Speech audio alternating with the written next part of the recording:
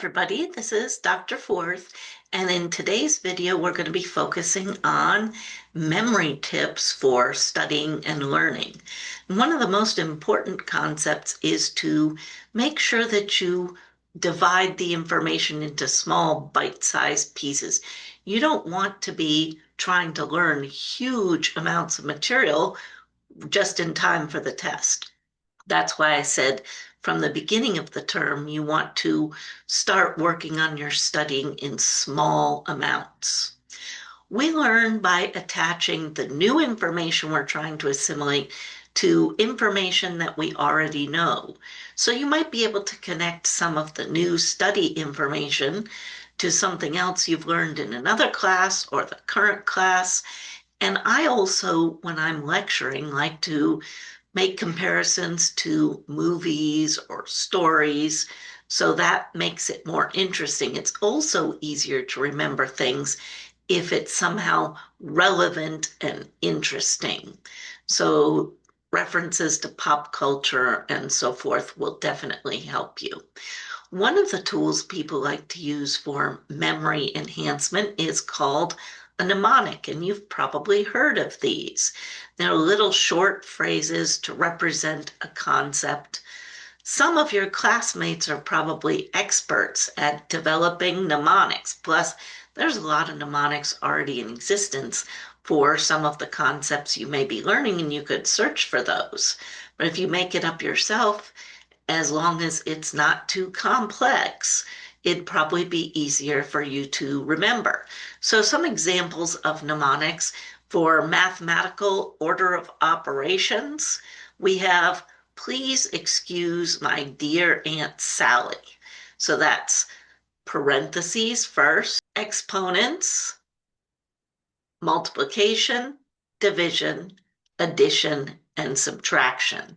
And so that gives us the order of operations in a little phrase. Another one is when learning to read music. You have to know the names for the notes on each of the lines, and that one is every good boy does fine. E, G, B, D, F. And so you might be familiar with that if you play an instrument. A memory palace is another tool that is often used to help enhance memories.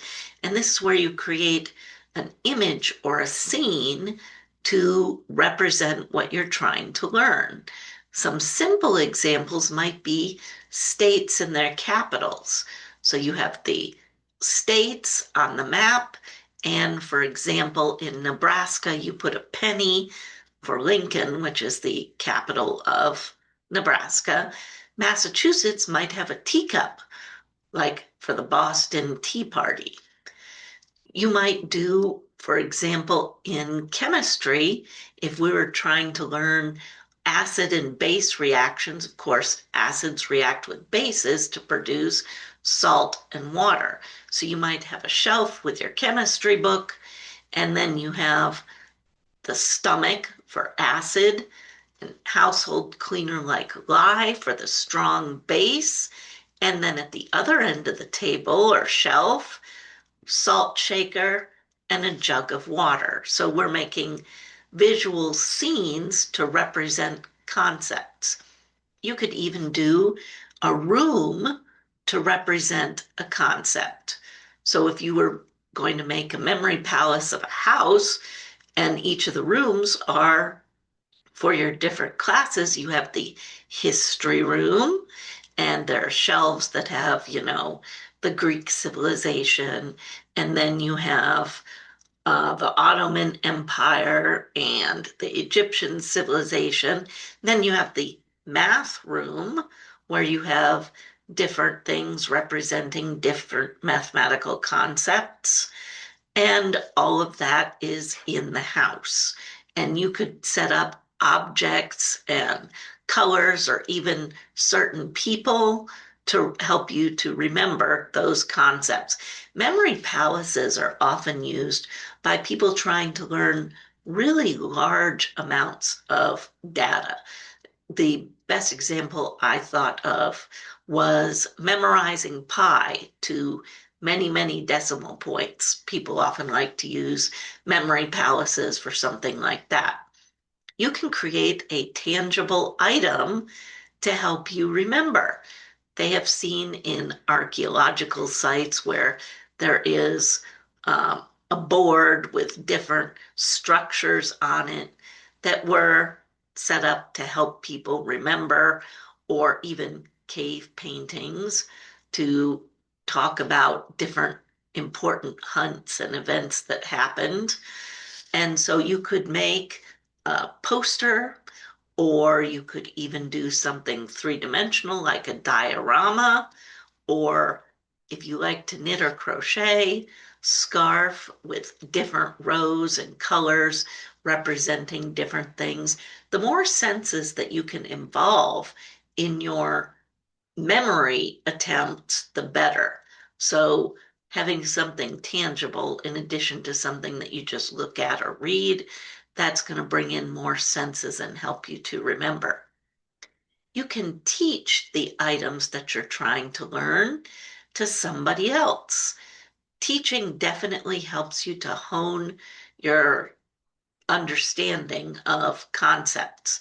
So if you don't have a ready volunteer, you could do with a pet or a stuffed animal, and it can be as simple or as elaborate as you wish. So you could even make little handouts, create quizzes to prepare the teaching on that particular topic. This works well with study groups. And again, study groups should be very small so that they don't develop into a big social event. 2 or 3 people in the study group is perfect. So if you had a lot of topics for the upcoming exam, divide it amongst you, and whoever's responsible for teaching that section might make little practice quizzes, handouts, whatever for the people who are going to get that information. So teaching is a good way to remember things. Make sure that you get enough sleep. I know it's a time-honored tradition for students to freak out and stay up all night trying to prepare for the big test. This is just really not in keeping with our scientific understanding of how learning and memory works. It's during the sleep cycle that your brain actually processes all of the information that you've taken in during the day. So you really want to make sure that you get to sleep after your study materials.